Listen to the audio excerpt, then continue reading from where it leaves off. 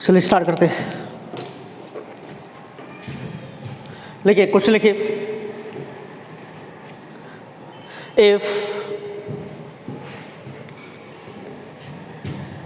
Modulus of z minus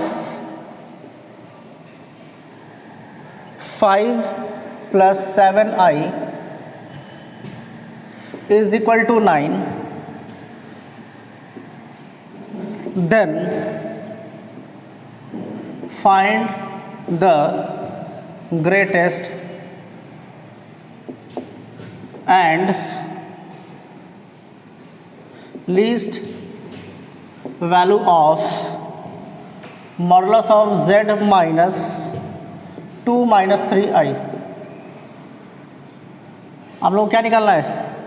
greatest and least value. ये condition आपको दे रखा है, ये जो है ये 9 के बराबर है, तो आपको ग्रेटेस्ट और लीस्ट वैल्यू निकालना है किसका? इस वाले पार्ट का ग्रेटेस्ट और लीस्ट वैल्यू। कैसे निकलेगा? करिए, ट्राई करिए।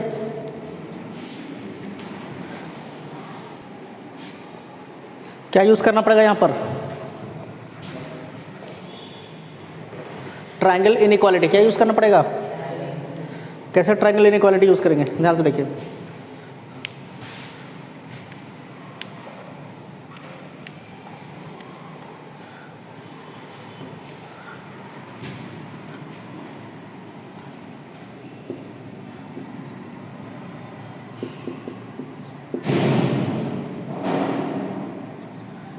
जो लिखा है, ठीक है। ट्रायंगल इनइक्वालिटी वैसे होता क्या था बताइए? देखिए,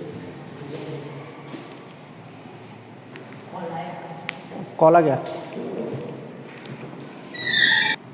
बोले ट्रायंगल इनइक्वालिटी क्या होता था? आप लोगों ने लिखा था ना ट्रायंगल इनइक्वालिटी का। क्या होता था ट्रायंगल इनइक्वालिटी?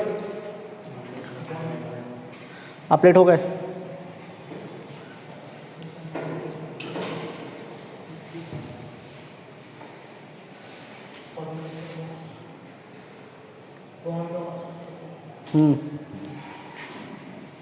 क्या होता था?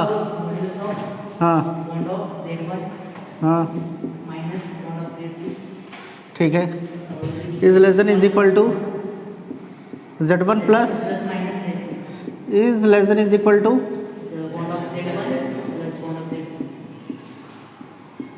यही तो यहाँ पर भी यूज करना है। समझ में आ रहा कि नहीं आ रहा? कैसे? देखिए ध्यान से, ये इनइक्वालिटी जो कहती है, इस इनइक्वालिटी के हिसाब से क्या होना चाहिए? Is less than is equal to modulus of z minus modulus of 5 plus 7i होना चाहिए कि नहीं होना चाहिए? यहाँ पर less than is equal to क्या होना चाहिए? दोनों का अलग अलग मॉडुलस ऑफ z प्लस, इसको मिटाए,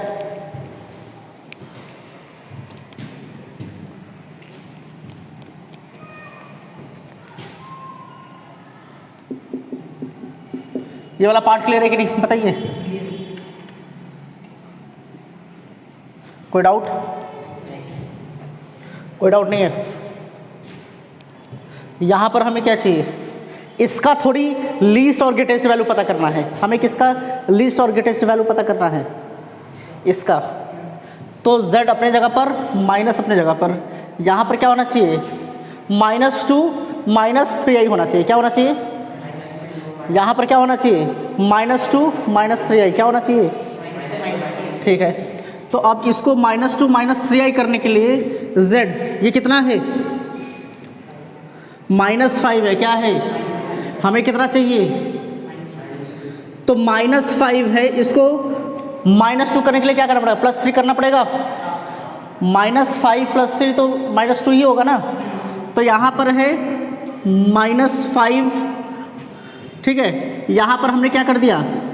+3। क्या कर दिया? ठीक है। यहाँ पर क्या है? -7। हमें क्या चाहिए? -3i। तो इसमें +4i करना पड़ेगा क्या?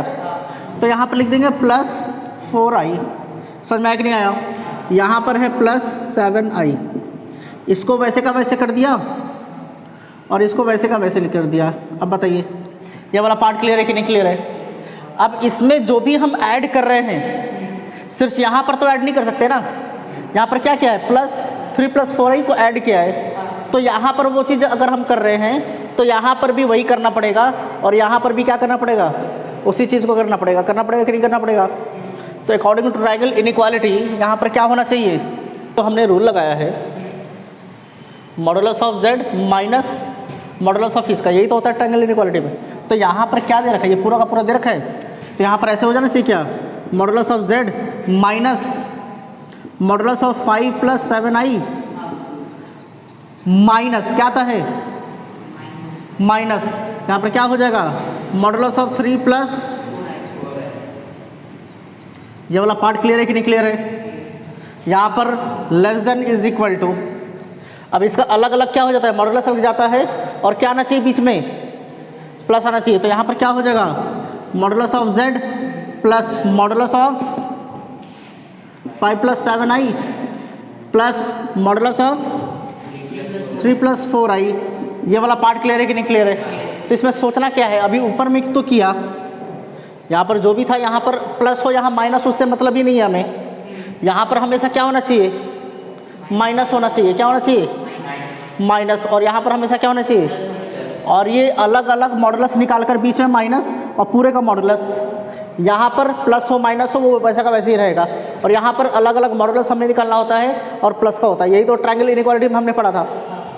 ठीक है, यहाँ पर क्या है, अब क्या कर सकते हैं बताइए?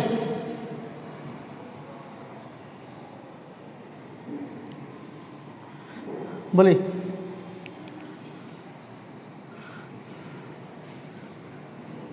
यहाँ पर क्या दे रखा है, तो अगर इसका हम मॉडुलस निकालें, ये वाला part, modulus of z minus modulus of z, अगर ऐसा हमने पढ़ा है क्या, अगर कोई भी दो कॉम्प्लेक्स नंबर दे रखा है, क्या दे रखा है, प्रॉपर्टी में हमने पढ़ा था, किधर प्रॉपर्टी लिखे, इधर लिख देते हैं, ऐसा कुछ है, modulus of z1 minus modulus of z2 is equal to modulus of z1 minus modulus of, ऐसा कुछ पढ़ा था क्या हमने? बोलिए, ऐसा कोई प्रॉपर्टी है? पक्का कंफर्म है? चेक कीजिए, है ना? तो यहाँ पर भी वही चीज़ है ना, यहाँ पर भी तो वही चीज़ है। तो इसका डायरेक्ट मॉडुलस निकाल दें, डायरेक्ट मॉडुलस, या फिर अलग अलग भी मॉडुलस निकाल सकते हैं। तो यहाँ पर modulus of z minus this कितना दे रखा है, मतलब यहाँ से यहाँ तक की वैल्यू कितनी है, 9 माइनस, अब इसका मॉडुलस निकालेंगे तो क्या हो जाएगा, √3 का स्क्वायर प्लस 4 स्क्वायर, तो 3 स्क्वायर कितना हो जाएगा 9, 4 स्क्वायर कितना हो जाएगा 16 + 9 25, 25 का अंडर रूट। ये वाला पार्ट क्लियर हुआ कि नहीं हुआ? Less than is equal to, इसको क्या करना है, सॉल्व ही कर दीजिए, z -5 + 3 कितना हो जाएगा, -2, -7 + 4i, यही तो आएगा ना, less than is equal to. अब यहाँ पर बीच में प्लस हो या माइनस हो, यहाँ पर मॉडुलस कितना दे रखा है आपका, हमें पता है ना कि अगर कॉम्प्लेक्स नंबर को आप ऐड कर रहे हैं या कॉम्प्लेक्स नंबर को सब्ट्रैक्ट कर रहे हैं, उसका इसका मॉडुलस क्या आना चाहिए, आना चाहिए कि नहीं आना चाहिए बताइए? या फिर इसको एक साथ ले लीजिए, इसको एक साथ ले लेते हैं, तो इसको हम ऐसे लिख सकते हैं क्या, z प्लस, ऐसे लिख सकते हैं कि नहीं लिख सकते हैं? बस यहाँ पर कन्फ्यूज़न इसलिए हो रहा था कि यहाँ पर माइनस है ना, तो इसको माइनस ही लेकर चलिए। क्या लेकर चलेंगे,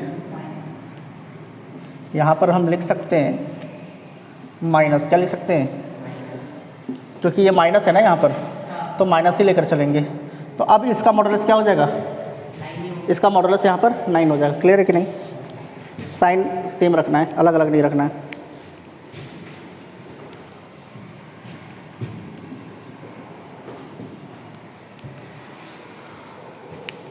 खोलना नहीं है, पलटी पेज, ठीक है? याद करके बताना कल हमने क्या क्या किया था। ठीक है, क्वेश्चन क्या था? क्वेश्चन तो यही था ना,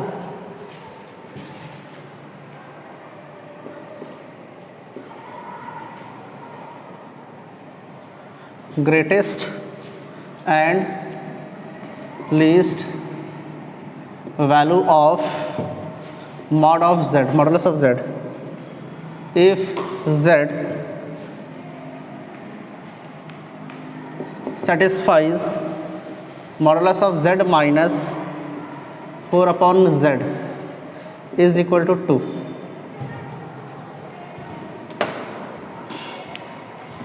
यही तो है। अब इसका क्या निकालना है? ग्रेटेस्ट एंड लीस्ट वैल्यू निकालना है ना, ग्रेटेस्ट एंड लीस्ट वैल्यू। तो सीधी सी बात है, जब कॉम्प्लेक्स नंबर में ग्रेटेस्ट और लीस्ट वैल्यू निकालना है तो ट्रायंगल इनइक्वालिटी हम यूज़ करते हैं। क्लियर? करें यूज़। क्या होगा ट्रायंगल इनइक्वालिटी बताइए? यहाँ से क्या हो जाएगा? Modulus of z minus 4 upon modulus of z is less than is equal to, क्या हो जाएगा? यहाँ पर उसी को लिख देंगे ना, z minus 4 of z is less than is equal to, क्या हो जाएगा? मॉडुलस ऑफ z और plus 4 upon modulus of z। यही तो होता है ट्रायंगल इनइक्वालिटी। अब इसी को सॉल्व करना है, एक बार इसको लेंगे एक बार इसको लेंगे। तो मॉडुलस ऑफ z को हम r मान लेते हैं। क्या मान लेते हैं? मॉडुलस ऑफ z को r माना, पीछे नहीं देखना है, पलट दीजिए उसको। मॉडुलस ऑफ z को r माना है, तो यहाँ से एक चीज़ हमें को समझ में आता है कि अगर मॉडुलस ऑफ z को हम r मान रहे हैं तो r हमेशा क्या है? पॉजिटिव है। क्या है? r हमेशा, अरे यहाँ पर ये भी तो लगेगा, वो क्यों बोल रहा है? ये भी तो लगता है मॉड यहाँ पर। क्लियर है कि नहीं क्लियर है? ठीक है, तो एक बार इसको लेकर सॉल्व कर लेंगे, फिर उसके बाद इसको लेकर सॉल्व करेंगे। तो सबसे पहले इस वाले पार्ट को हम लेकर सॉल्व करते हैं। क्लियर? चलिए, अगर इस वाले पार्ट को लिया तो इसकी वैल्यू क्या है? वहाँ पर इसकी वैल्यू 2 है, तो यहाँ लिख दे 2 is less than is equal to, modulus of z को हमने क्या माना है? r माना है, तो इसको r मान लेंगे, r प्लस 4 अपॉन r। ये वाला पार्ट क्लियर है? अब r क्या होगा? इससे जाकर मल्टीप्लाई होगा। तो अगर r इससे जाकर मल्टीप्लाई होता है तो क्या हो जाएगा? r square. क्लियर? फिर इनके डिनोमिनेटर में r आ जाएगा कि नहीं आ जाएगा? वो r इधर आकर मल्टीप्लाई होगा तो कितना हो जाएगा? 2r इधर जाएगा तो कितना हो जाएगा? और r इधर मल्टीप्लाई होता है, यहाँ क्या बच गया था? और यहाँ से पढ़ेंगे तो किसका साइन है? Greater than is equal to, greater than is equal to.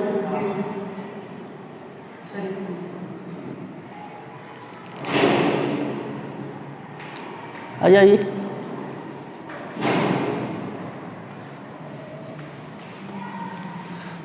अब यहाँ पर क्या बच गया? 2 को तो भेज दिया इधर, यहाँ पर क्या हो गया? 0। यहाँ कोई डाउट? पक्का? अब और क्या कर सकते हैं यहाँ पर? और क्या किया जा सकता है यहाँ पर बताइए?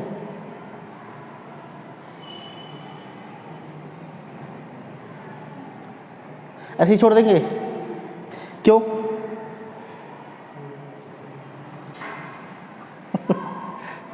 ऐसे ही क्यों छोड़ देंगे ये तो बताइए?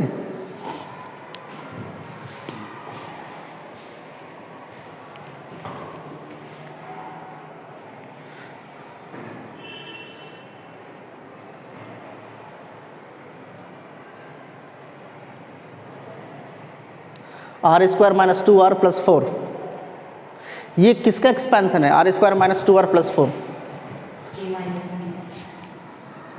r minus 2 the whole square.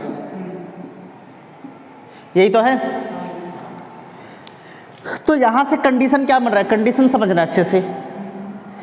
r की वैल्यू हमें रखनी है कुछ भी, r की कुछ भी वैल्यू रखेंगे, जब उसको 2 से सबट्रैक्ट करेंगे, समझ में आ रहा? और उसका स्क्वायर निकाल देंगे तो क्या वो 0 से हमेशा बड़ा या बराबर होगा कि नहीं होगा? अगर r की वैल्यू यहाँ पर 2 हो जाता है तो 2 माइनस 2, 0 का स्क्वायर 0, मतलब 0 के बराबर हो गया, बराबर ही तो हुआ। अब r की वैल्यू और कुछ भी आप रखिए, वो हमेशा 0 से बड़ा होगा कि नहीं होगा? हमेशा 0 से बड़ा होगा, 0 से कभी नीचे आ ही नहीं सकता। क्लियर है कि नहीं क्लियर है? तो हम यहाँ लिख देंगे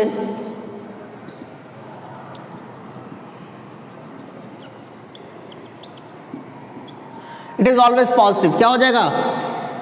हमेशा ही पॉजिटिव है। क्लियर है कि नहीं क्लियर है? कोई डाउट? ठीक है, अब हम इस वाले पार्ट को लेंगे, इस वाले पार्ट को। समझ में आ रहा? अब एक चीज हमने समझा था कि अगर मॉडुलस ऑफ एक्स या फिर एक्स है ऐसे, या फिर मॉडुलस ऑफ एक्स ले लीजिए, यहाँ से क्या है, is greater than is equal to, अगर ऐसा कुछ है modulus of x is greater than is equal to 2, इसका मतलब क्या होता है? इसको एक्सपैंड करेंगे तो क्या आएगा? बोलिए। अभी मॉडुलस ऑफ ग्रेटर देन मत लीजिए, लेस देन ले लीजिए। Less than is equal to क्या लेंगे? Less than is equal to, ये 2 है, is less than is equal to. हाँ, अगर ऐसा कुछ लिखा हुआ है modulus of x is less than is equal to 2, तो इसको हम लिख सकते हैं कि x is greater than is equal to -2 and is less than is equal to 2। हम ऐसे लिख सकते हैं। समझ में आ रहा कि नहीं आ रहा? पक्का? अगर मॉडुलस ऑफ एक्स बोल रखा है कि लेस देन 2 है, तो हम -2 से 2 के बीच का कोई भी वैल्यू ले सकते हैं। -2 भी ले सकते हैं, 2 भी ले सकते हैं। तो वही कंडीशन यहाँ पर भी तो है। इसकी वैल्यू क्या है? 2, और ये क्या है? इस पूरे को हमने क्या मान लिया? x मान लिया। तो अगर इस मॉडुलस, बाहर वाले मॉडुलस को हटाते हैं तो यहाँ पर क्या हो जाएगा? मॉडुलस ऑफ z -4, अच्छा मॉडुलस ऑफ z को r मान लिया ना, तो r ले लेते हैं। ठीक है, ले ले r। 4/r is greater than is equal to क्या है? इसकी वैल्यू क्या है?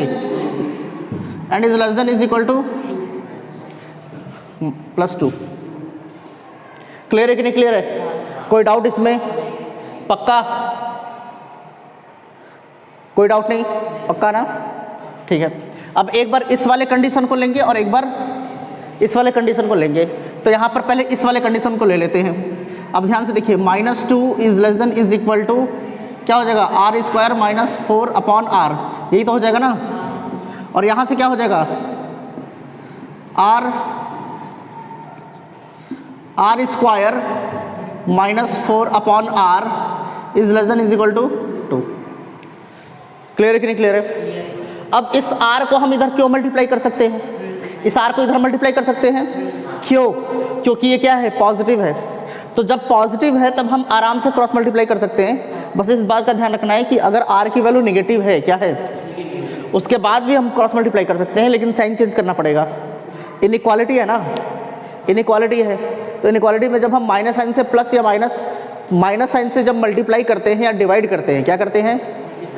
इनइक्वालिटी में माइनस साइन से जब भी मल्टीप्लाई करेंगे या डिवाइड करेंगे तो इनइक्वालिटी की साइन क्या होती है?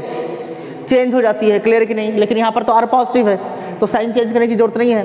तो ये जब इधर मल्टीप्लाई होगा तो कितना हो जाएगा? -2r। अच्छा, एक ही साथ इसको लिख दे क्या? ध्यान से देखिए, इक्वेशन बना देते डायरेक्ट। यहाँ पर क्या है? यहाँ पर क्या है? अच्छा, ये r इधर मल्टीप्लाई होगा, कितना जाएगा? -2r इधर जाएगा तो कितना हो जाएगा? क्या हो रहा है आज? उल्टा सीधा कुछ भी बोल रहा हूँ, कुछ भी लिख रहा हूँ। 2r। क्लियर है कि नहीं क्लियर है? और यहाँ पर क्या है पहले से? और इधर से पढ़ेंगे तो किसका साइन है? Greater than is equal to. और यहाँ पर क्या बच गया? कोई डाउट इसमें? पक्का? इस वाले पार्ट को सॉल्व, चलिए इसको पहले सॉल्व कर लेते हैं। क्या कर सकते हैं यहाँ पर? क्या यहाँ पर क्या किया जा सकता है बताइए?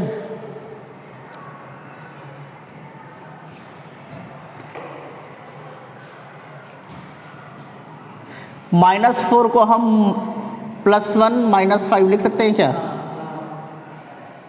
+1 - 5। -4 को हमने क्या लिखा? +1। तो r² + 2r + 1, r² + 2r + 1 किसका एक्सपेंशन है? r + 1 द होल स्क्वायर का है ना। और यहाँ पर क्या बच गया? तो is greater than is equal to 0, ऐसे हो जाएगा क्या? तो यहाँ पर इसको अंडर रूट लिख दें, अंडर रूट स्क्वायर ऐसे लिख सकते हैं क्या? बताइए। Are square plus 2r plus 1 को हम r प्लस 1 स्क्वायर लिख सकते हैं। यहाँ पर -5 बच गया, तो -5 को हम -√5 स्क्वायर लिख सकते हैं। क्यों ऐसा क्यों लिख रहे हैं? क्योंकि a square minus B square के फॉर्म में हमें लाना है। किस फॉर्म में लेकर आना है? a square minus B square के फॉर्म में लेकर आना है। समझ में आया कि नहीं आया? पक्का? चलिए ये तो पहला कंडीशन निकल गया। चलिए इसको a square minus B square क्या होता है? a plus B, a minus B. तो यहाँ पर हम लिख सकते हैं क्या? r plus 1 plus √5 r plus 1 minus √5 is greater than is equal to 0, ऐसे लिख सकते हैं। पक्का? ठीक है। अब यहाँ पर क्या बोला है? Greater than is equal to 0 बोला ना। Greater than is equal to 0 करने का मतलब क्या हो? 0 के बराबर हो सकता है और 0 से बड़ा हो सकता है। ठीक है, अब थोड़ा ध्यान से देखना है।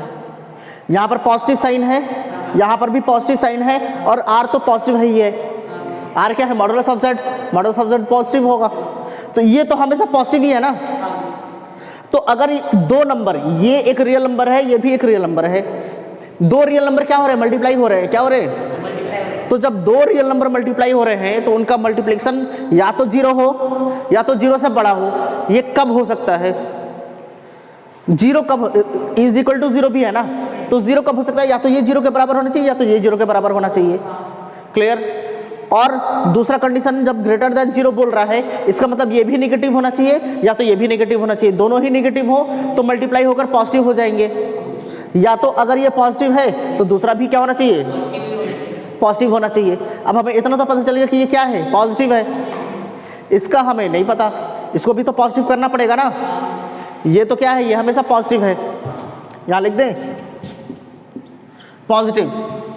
अब इसको भी तो पॉजिटिव होना चाहिए, तो यहाँ से हम ले लें इस वाले कंडीशन को, तो यहीं से रिमूव कर देंगे, इसकी जरूरत ही नहीं है हमें। जैसे यहाँ पर इस कंडीशन की जरूरत ही नहीं थी हमें, इसको छोड़ दिया। अब यहाँ पर इस कंडीशन की जरूरत है हमें। यहाँ लिख दें r plus 1 minus √5 is greater than is equal to 0। हो जाएगा कि नहीं हो जाएगा? पक्का?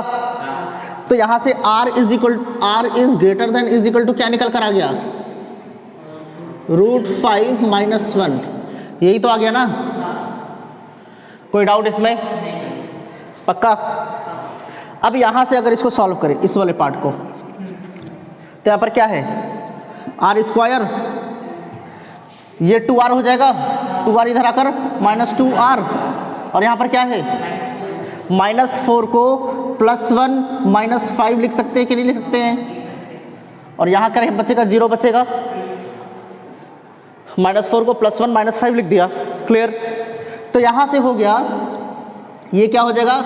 r-1 the whole square. यहाँ पर क्या है? ये तो पूरा का पूरा यहाँ लिख दिया ना, -5, तो -√5 the whole square is greater is less than is equal to 0। यही तो हो जाएगा। पक्का? कोई डाउट? ठीक है। a square minus B square, तो क्या हो गया? r-1 minus √5 r-1 plus √5 is less than is equal to 0। क्या बोला है? Less than is equal to 0 बोला, मतलब 0 से छोटा या बराबर होना चाहिए। अब 0 से छोटा होने का मतलब क्या है? निगेटिव होना चाहिए। क्या होना चाहिए? अब दो रियल नंबर्स मल्टीप्लाई हो रहे हैं, दो रियल नंबर्स मल्टीप्लाई हो रहे हैं, तो निगेटिव कब हो सकते हैं? दोनों में से कोई एक नेगेटिव होना चाहिए। दोनों में से क्या होना चाहिए? एक नेगेटिव होना चाहिए। होना चाहिए कि नहीं होना चाहिए?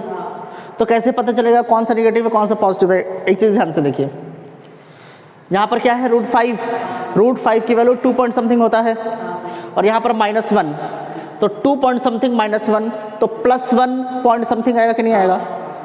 +1 पॉइंट कुछ आ जाएगा। तो मतलब कि इसको जब ये वाले पार्ट को सॉल्व करेंगे तो ये तो हमेशा पॉजिटिव होगा, और उसमें r को ऐड कर देना है, क्योंकि r का साइन क्या है? पॉजिटिव है, तो ये तो पॉजिटिव ही होगा ना हमेशा। ये तो पॉजिटिव ही है। क्या ये तो पॉजिटिव है, इसका हमें पता नहीं। ये -2 पॉइंट समथिंग होगा, -1 तो -3 पॉइंट समथिंग। अब r की वैल्यू पे डिपेंड करेगा कि r की वैल्यू क्या है।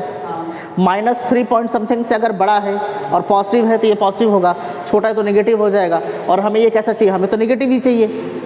तो यहाँ से कंडीशन क्या बनता है? r minus 1 minus root 5 is less than is equal to, तो यहां से r की वैल्यू क्या निकल कर आ जा रही है 1 प्लस, समझ में आ रहा है कि नहीं आ रहा है? इसका मतलब यहां से r क्या निकल कर आ गया, r की वैल्यू जो होगी हमेशा रूट 5 माइनस 1 के बराबर हो सकती है या तो इससे बड़ी ही होगी। r की वैल्यू क्या है, रूट 5 माइनस 1 के बराबर हो सकती है या तो इससे हमेशा बड़ी होगी। अब आपका वेट 60 kg ही हो सकता है, 60 kg के कभी नीचे जा ही नहीं सकता, 60 kg के ऊपर जा सकता है। तो आपका सबसे मिनिमम वेट क्या है, जो आपका मिनिमम वेट होगा वो क्या होगा 60 होगा ना, 60 से नीचे कभी जा ही नहीं सकता, हमेशा ऊपर जा सकता है, तो ऊपर का तो लेंगे नहीं, सबसे लोवेस्ट क्या आता है 60, तो लीस्ट वैल्यू हो गया वो लीस्ट वैल्यू हो गया। अब यहाँ पर बोल रहा है कि आपका वेट जो है 100 kg से कभी भी ज़्यादा नहीं हो सकता, कम हो सकता है 100 kg से, समझ में आ रहा? तो आपका हाईएस्ट वेट कितना हो सकता है 100 ही तो हो सकता है। तो यहीं यहाँ पर बोल रहा है कि r की जो वैल्यू है वो 1 प्लस रूट 5 से हमेशा छोटी होगी या बराबर होगा। तो अब हाईएस्ट वैल्यू पता करना है, तो बराबर भी हो सकता है, तो 1 प्लस रूट 5 क्या है, ग्रेटेस्ट वैल्यू है, हाईएस्ट वैल्यू है ये। तो आपसे जब लीस्ट वैल्यू बोला तो लीस्ट वैल्यू क्या हो जाएगा रूट 5 माइनस 1, और जब ग्रेटेस्ट वैल्यू बोला है तो क्या हो जाएगा रूट 5 प्लस 1। क्लियर है कि नहीं क्लियर है, पक्का समझ में आ रहा? ये वाला पार्ट समझ में आया कि नहीं आया? जब भी mod of x is less than is equal to 2 बोलता है, इसका मतलब x की जो वैल्यू होगी वो -2 हो सकता है और +2 हो सकता है, और -2 और 2 के बीच का कोई भी वैल्यू हो सकता है।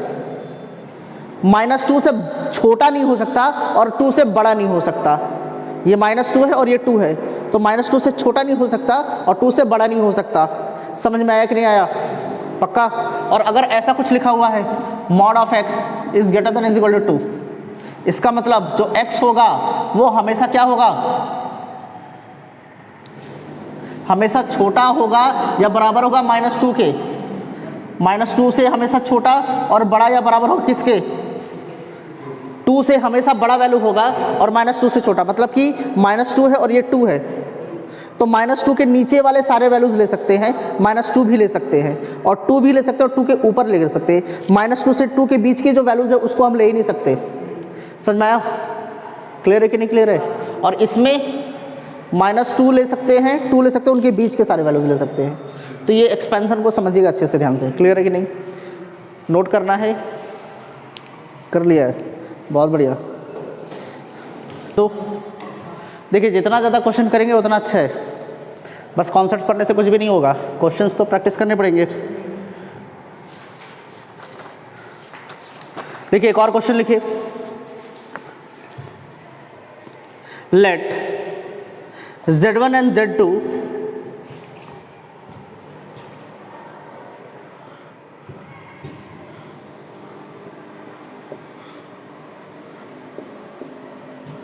be complex number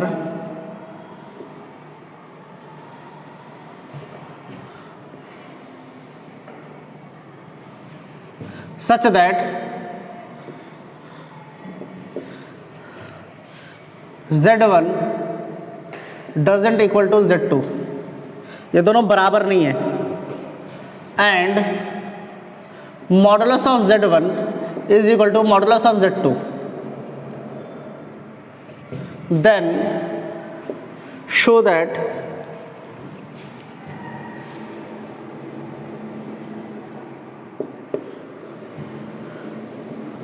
Z1 plus Z2 upon Z1 minus Z2 is purely imaginary,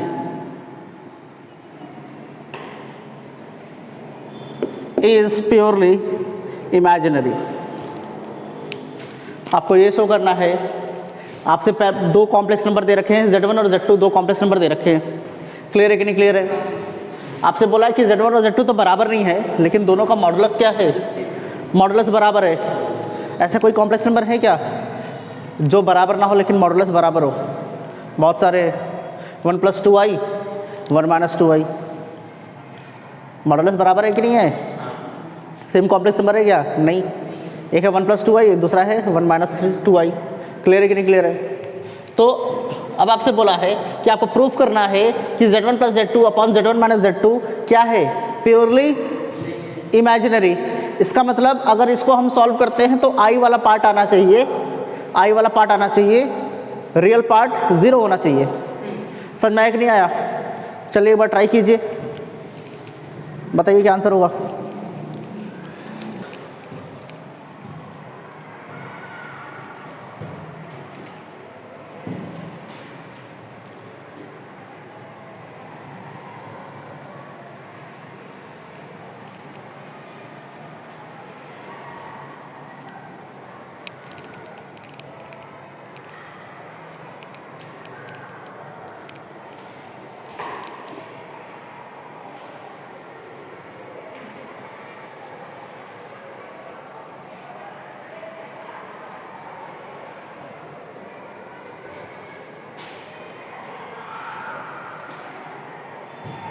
देखिए इधर देखिए, चलिए ध्यान से देखिए। रियल पार्ट ऑफ इसी का तो निकालना है ना, z1 + z2 upon z1 - z2, इसी का तो रियल पार्ट निकालना है। रियल पार्ट कहने का मतलब क्या हो गया? सिर्फ रियल वाला पार्ट लेना है, इमेजिनरी वाले पार्ट को हटा देना है। इमेजिनरी वाले पार्ट को क्या करना है? तो ये पूरा का पूरा एक क्या है? कॉम्प्लेक्स नंबर ही तो है, ये पूरा का पूरा है कि नहीं है? तो अगर कोई एक कॉम्प्लेक्स नंबर है, जैसे मान लीजिए z है 2 + 3i, क्या है? अब मेरे को इसका रियल पार्ट निकालना है। क्या निकालना है? तो हम इसको ऐसे लिख सकते हैं क्या? z + z बार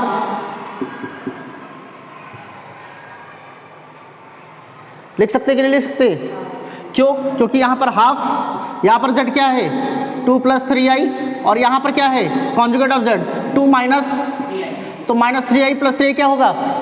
2 + 2 4, 4 को 2 से देखिए रियल पार्ट क्या हो रहा है? 2 बार ऐड हो रहा है ना, 2 बार ऐड हो रहा, हमें तो एक ही बार लेना है, इसलिए हाफ से डिवाइड करेंगे। क्या कर देंगे? समझ में आया कि नहीं आया? अब यहाँ पर कॉम्प्लेक्स नंबर आपको सीधा सीधा दे रखा है कार्टेशियन फॉर्म में, तो देखकर बता देंगे 2 है। यहाँ तो सीधा सीधा नहीं दे रखा है ना, यहाँ तो नहीं दे रखा है। अब अगर यहाँ पर नहीं दे रखा है तो इसमें से इमेजिनरी पार्ट को तो रिमूव करना पड़ेगा ना। तो इमेजिनरी पार्ट को कैसे रिमूव कर सकते हैं? z में कॉन्जुगेट ऑफ z को जैसे ही ऐड करेंगे तो 2 रियल पार्ट ऑफ z आता था कि नहीं आता था? z + conjugate of z 2 real part of z, मतलब रियल पार्ट ऑफ z का ट्वाइस हो जाता था। अब हमें ट्वाइस तो चाहिए नहीं, हमें सिर्फ रियल पार्ट चाहिए, तो उसको 2 से तो डिवाइड करना पड़ेगा ना। समझ में आ रहा कि नहीं आ रहा? तो वही काम यहाँ पर भी करेंगे। रियल पार्ट निकालना है तो क्या हो जाएगा? 1/2 लिख दें, और यहाँ पर ऐसे लिख दें क्या? z1 + z2 upon z1 - z2 plus, अब इस पूरे का क्या है? और कॉन्जुगेट में हमने पढ़ा है कि इस पूरे का कॉन्जुगेट अगर लगेगा तो हम अलग अलग कॉन्जुगेट लगा सकते हैं। कॉन्जुगेट की प्रॉपर्टीज में हमने किया था, तो हम यहाँ लिख दें क्या? Conjugate of z1 plus conjugate of z2 upon conjugate of z1 minus conjugate of, ऐसे कर सकते कि नहीं कर सकते बताइए? पक्का? चलिए थोड़ा सा और सॉल्व कर लेते हैं। एक प्रॉपर्टी पड़ी थी z कॉन्जुगेट ऑफ z क्या होता है? मॉडुलस ऑफ z² होता है कि नहीं होता है? प्रॉपर्टी पड़ी थी, तो अब यहाँ पर वही प्रॉपर्टी यूज करेंगे। ये वाला क्या होगा? यहाँ जाकर मल्टीप्लाई होगा। अब इधर देखिए z1 + z2 conjugate of z1 minus conjugate of z2, इधर चलिए मल्टीप्लाई कर लेते हैं। z1 कॉन्जुगेट ऑफ z1 कितना हो जाएगा? मॉडुलस ऑफ z1² हो जाएगा कि नहीं हो जाएगा? z1 into conjugate of z2, clear है कि नहीं क्लियर है? उसके बाद z2 into conjugate of z1, ये हो जाएगा क्या? फिर z2 इंटू ये, तो z2 और ये कितना हो जाएगा? Modulus of z2²। ये वाला पार्ट क्लियर है कि नहीं क्लियर है? ये वाला पार्ट इससे मल्टीप्लाई होगा, ये वाला पार्ट ऐसे ही तो होगा ना, तो इस वाले पार्ट को इससे मल्टीप्लाई करें तो Z1 इंटू Z1 कितना हो जाएगा, प्लस मॉडुलस ऑफ Z1 होगा कि नहीं होगा बताइए ठीक से। अब Z1 इंटू Z2 होगा तो ये हो जाएगा Z1 into conjugate of Z2, कोई डाउट। अब माइनस और ये तो माइनस Z2 माइनस, इसको मिटा देते हैं,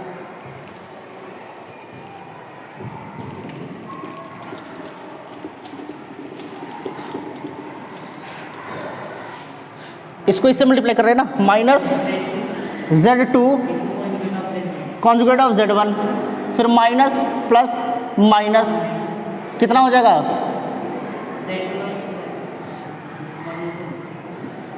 the whole square.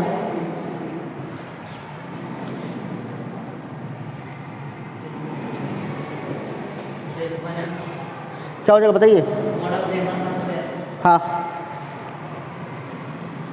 Z1 into Z1, Z1 into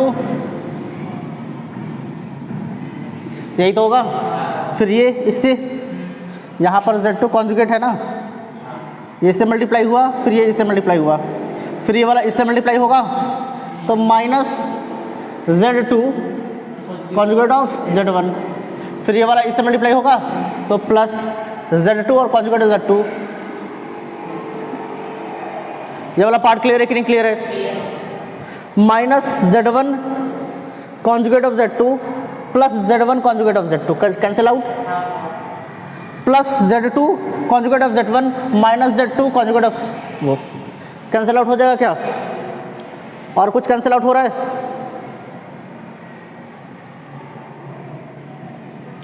Z1 square, ये मॉडुलस ऑफ Z1 स्क्वायर है, यहाँ पर मॉडुलस ऑफ Z1 स्क्वायर है, तो क्या हो जाएगा, यहाँ से लिख दे 1/2 विद इन ब्रैकेट, तो यहाँ से Z1 modulus of Z1 square, यहाँ पे मॉडुलस ऑफ Z1 स्क्वायर, तो 2 मॉडुलस ऑफ Z1 स्क्वायर हो जाएगा कि नहीं हो जाएगा, पक्का।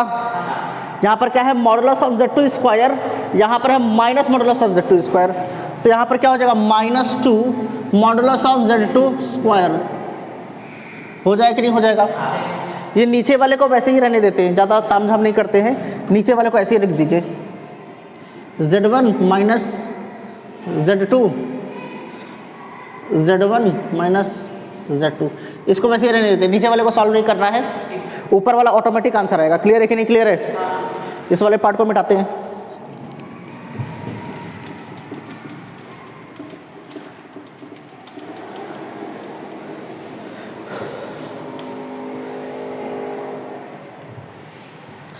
यहाँ से 2 और यहाँ से 2 बाहर निकाल दे क्या, तो यहाँ से 2 और यहाँ से 2 कट जाएगा, क्या बच जाएगा, modulus of Z1 square minus upon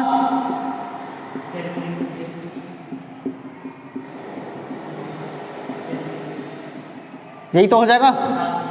और यहाँ क्वेश्चन में क्या दे रखा है,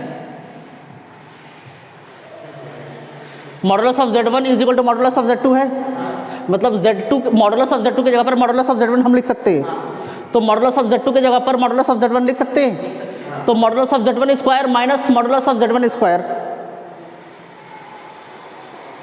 5 माइनस 5, तो जब मॉडुलस ऑफ Z1 स्क्वायर है, यहाँ पर भी मॉडुलस ऑफ Z1 स्क्वायर ही होगा ना, ये दोनों तो बराबर हैं, तो इस दोनों की वैल्यू भी बराबर है, तो ये तो 0 हो जाएगा। अब न्यूमरेटर अगर 0 हुआ, 0 अपॉन समथिंग, ये आ गया Z1 minus Z2, Z conjugate of Z1 minus conjugate of Z2, तो ये क्या आ गया, हो गया 0 प्रूव। रियल पार्ट ही तो लिया था हमने रियल पार्ट ही लिया था, और रियल पार्ट को हमने सॉल्व किया, वो 0 के बराबर आ गया। हेंस ये क्या है, इमेजिनरी, प्योरली इमेजिनरी क्या होता था, जब रियल पार्ट 0 होता था, तो रियल पार्ट 0 है हमारा, इसके नीचे लिख देंगे hence this is purely imaginary. Clear है कि नहीं क्लियर है, पक्का, कोई डाउट। चलिए नोट कीजिए इसको।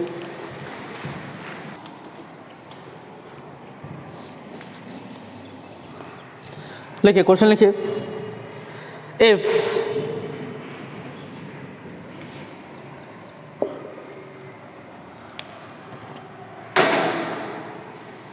z1 minus 2z2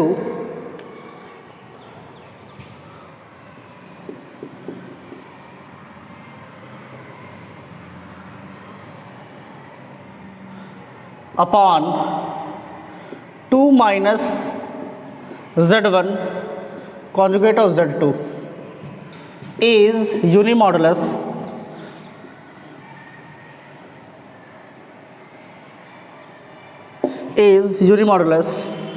and z2 is not unimodulus,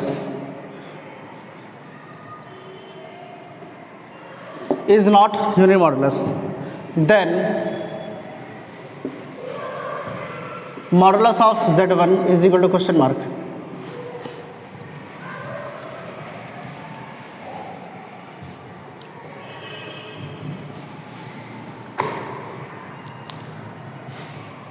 ठीक है,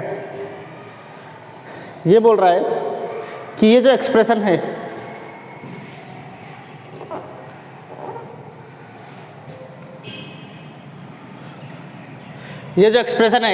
क्या ये यूनिमॉडुलस है? क्या है यूनिमॉडुलस? कहने का मतलब मॉडुलस निकालेंगे तो उसका मॉडुलस जो आना चाहिए वो क्या आना चाहिए? 1 आना चाहिए। तो ये जो एक्सप्रेशन है कह दिया कि क्या है? यूनिमॉडुलस है। और z2 क्या है? z2 यूनिमॉडुलस नहीं है, z2 यूनिमॉडुलस नहीं है। तो आपसे बोला है कि मॉडुलस ऑफ z1 क्या होगा, ये बताइए। तो सीधी सी बात, इसको कह रहा है कि ये क्या है? यूनिमॉडुलस। इसका मतलब अगर इसका हम मॉडुलस लेंगे तो किसके बराबर होना चाहिए? 1 के बराबर होना चाहिए। ले लें, यहाँ पर हो जाएगा modulus of z1 minus 2z2 upon 2 minus z1 conjugate of z2। क्या होना चाहिए? होना चाहिए कि नहीं होना चाहिए? क्रॉस मल्टीप्लाई कर दें। तो अगर क्रॉस मल्टीप्लाई करते हैं तो यहाँ पर क्या हो जाएगा? Modulus of z1 minus 2 modulus of z2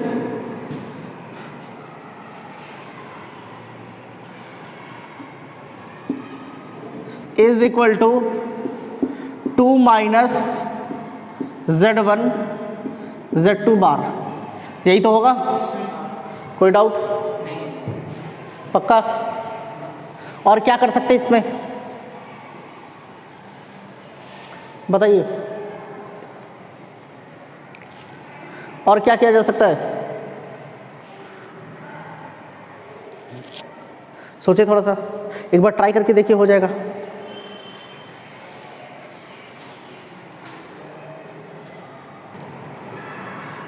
modulus of z square को हम क्या लिख सकते हैं? हाँ, z into conjugate of z लिख सकते हैं। मॉडुलस ऑफ z स्क्वायर, यहाँ स्क्वायर है क्या? लगा सकते हैं स्क्वायर, स्क्वायरिंग बोथ साइड्स। कर सकते हैं कि नहीं कर सकते? स्क्वायरिंग बोथ साइड्स कर सकते हैं। स्क्वायरिंग बोथ साइड्स कर दिया तो ये जैसे ही मॉड ऑफ z का स्क्वायर हो गया तो z into conjugate of z लिख सकते हैं हम। इसका मतलब इसको हम लिख सकते हैं क्या? z1 minus 2 z2 into conjugate of z1 minus 2 conjugate of z2, ऐसे लिख सकते हैं। यहाँ पर भी 2 minus z1 conjugate of z2 into 2 minus conjugate of z1, और कॉन्जुगेट कॉन्जुगेट क्या हो जाएगा? इसका भी तो कॉन्जुगेट होगा ना, तो वो z2 ही तो आ जाएगा ना, डबल कॉन्जुगेट। मल्टीप्लाई कर दे हम, सॉल्व करने का तो वही तरीका है। z1 इंटू z, यहाँ पर z1 यहाँ पर भी होगा ना, तो ये कितना हो जाएगा? मॉडुलस ऑफ z1 स्क्वायर हो जाएगा कि नहीं हो जाएगा? फिर z1 को इससे करें माइनस 2 z1 z2 कॉन्जुगेट, फिर इसको जब इससे करेंगे तो माइनस 2 z2 z1 कॉन्जुगेट, फिर माइनस माइनस प्लस 4, कितना हो जाएगा? z2 इंटू z2, तो मॉडुलस ऑफ z2 स्क्वायर हो जाएगा, क्या हो जाएगा? Is equal to 4 2 into this -2 z कैसे आ गया, z1 आएगा ना, कॉन्जुगेट ऑफ z1 z2, यही तो हो जाएगा। तो इसका दोनों से हो गया, अब इसका करेंगे तो कितना हो गया, -2 z1 कॉन्जुगेट ऑफ z2, फिर ये वाला इससे तो प्लस हो जाएगा, plus z1 conjugate of z1 modulus of z1 square z2 into conjugate of z2 modulus of z2 square, यही तो हो जाएगा। बताइए कोई डाउट? पक्का? अब थोड़ा सा देखिए क्या कटपिट रहा है। z1 इस modulus of z1 square cut गया, ये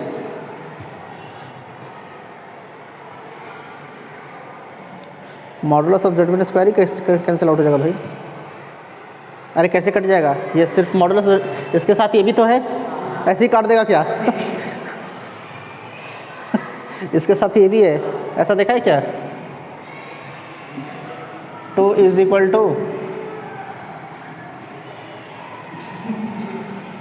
ऐसे थोड़ी हो जाएगा। पता ही फिर क्या होगा, सबको कुछ भी नहीं कट रहा है क्या? z1 z2 बार है क्या उधर? तो दोनों सेम सेम है ना, ये वाला और ये वाला तो कट जाएगा ना। बोलिए z2 z1 बार, ये रहा z2 z1 बार, ये भी तो कट गया। तो क्या बच गया यहाँ से, स्क्वायर +4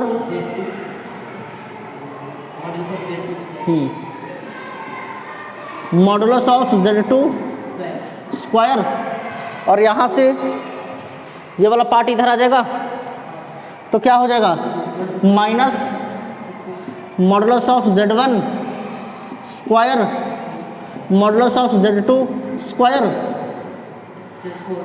-4 +4 कैसे भाई, यही तो बचेगा ना। बोले कोई डाउट? हाँ कोई डाउट नहीं, इसको सॉल्व करें। और